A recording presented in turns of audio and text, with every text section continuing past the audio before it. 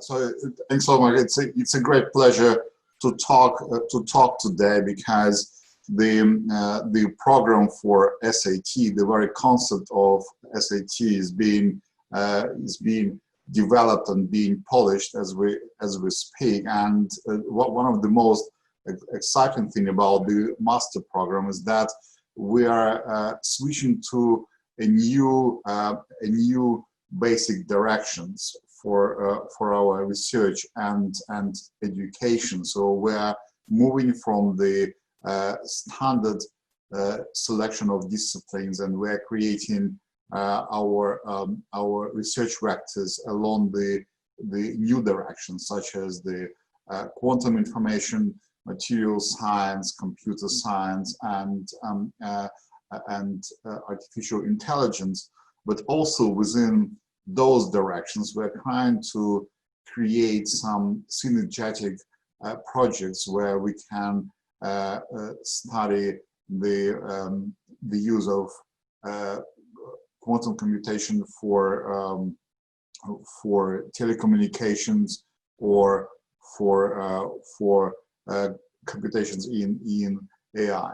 And one of these directions I would like to present today. So how can we link advanced materials with computing and with intelligence? And generally, of course, materials have been traditionally very important for computing. Let me just give you one example. Here is the list of elements which we used in the production of our silicon chips prior to 1990. And at that time, it was a very simple technology based mainly on silicon doped with boron or phosphorus, aluminum for interconnects, hydrogen, oxygen for passivation. Then after 1990, the density of transistors on the computer chip increased, so we needed copper interconnects. And then, because of that, new materials for the control of the contact resistance. But if we look at the elements which we use in modern silicon technology, we see that we use half of the periodic tables. And the situation is quite bizarre, because if I ask you which elements do we have in our body, you will actually see that we have many more elements in our silicon technology than in our body. And as Sergey already mentioned, probably the most complex computer ever available to us is our brain. And yet, in terms of technology, it looks like the complexity of our silicon technology goes above the roof. So one of the basic reasons for that is that we really bet on one single material, silicon, and then we amend our technology to fit new realities, to fit new demands. And that's a general approach.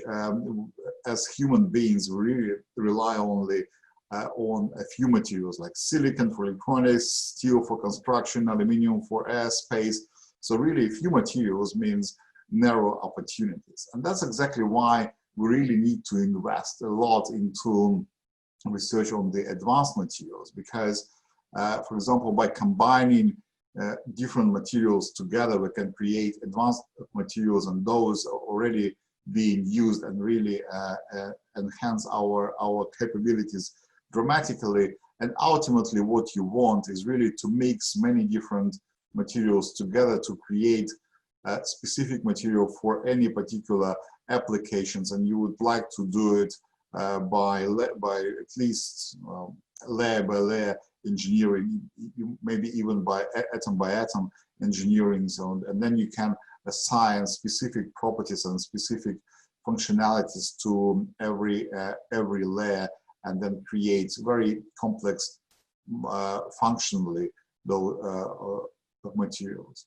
So one of the possible platforms is which we use is the 2D materials, and graphene is one of them. So we can imagine we have materials which are only 1 atom thick, so they are quite exciting by themselves, but what you can do, you can put them together as pages in a book and then encode much more complex stories than any one single material has. And this technology is being developed right now. We have already many different devices based on such technology. But as I said, this is only one possible opportunity. So generally, we would need to develop a generic approach, how to create materials with predetermined properties, but probably more important, with the predetermined functionalities as well. And now I would like to really go from materials and properties to functionalities.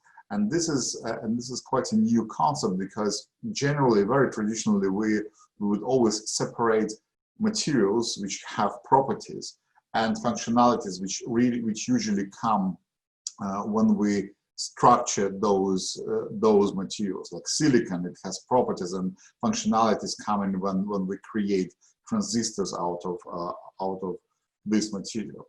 But it doesn't need to be this way. We don't need to separate the materials and the functionality. If you look at biological structures, functionalities come on many different levels. Like biological membranes, they have functionality. They come together into a cell, and each of those of the organelles would have its own functionalities. Those cells combine into organs into bodies, and the functionality is distributed from material level to the organ level. So how can we design material with the predetermined functionalities? And can we build materials on the hierarchical principles, so they would be able to solve certain problems by themselves without the use of the CPUs, as Sergey spoke about? Well, one of the possible ways is really to use materials without bulk, because we want them to interact strongly between themselves. And I won't go into details, but there are many different materials without bulk, including 3D, like metal organic frameworks.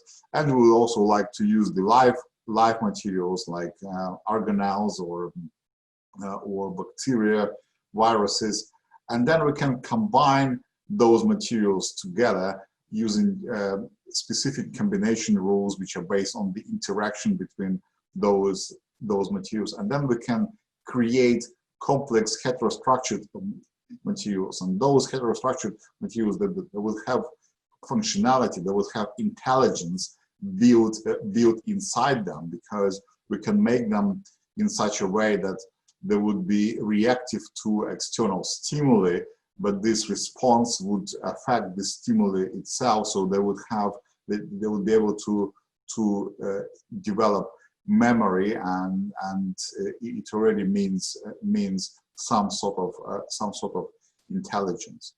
So I won't go much into details how we can do it. So it's really there is quite an interesting mathematics on the basis of the complexity and intelligence of those materials. But at least having those combinations of the materials interacting through known pathways with many different types of energy involved would allow us to create those intelligent functional materials. So how can we create those materials, and what are the basic ways how to predict materials with the given functionality? And I would like to argue that here is one of the way material science, advanced materials, would interact strongly with the computer science, because currently we don't have in our disposable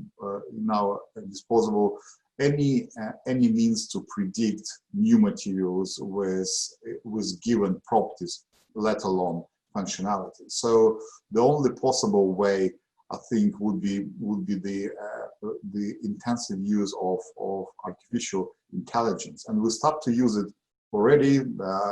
Drug discovery these days is being done with the help of AI for number of years already.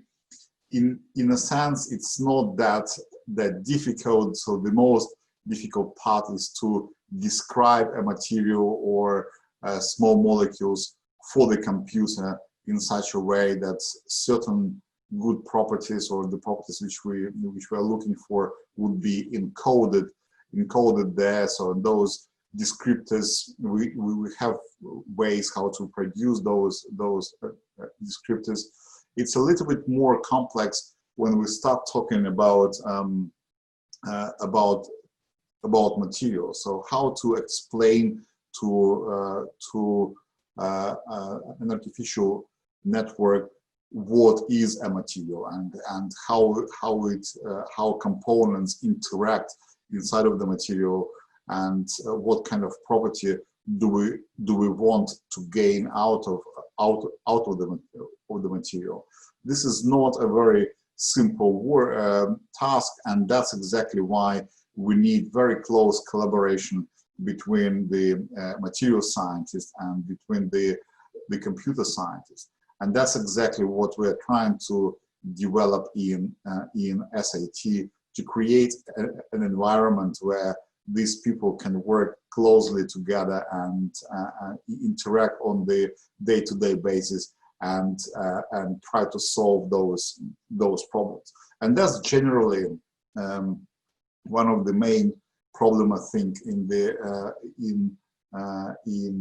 modern computer science. So deep neural networks, they've been developed quite intensively now.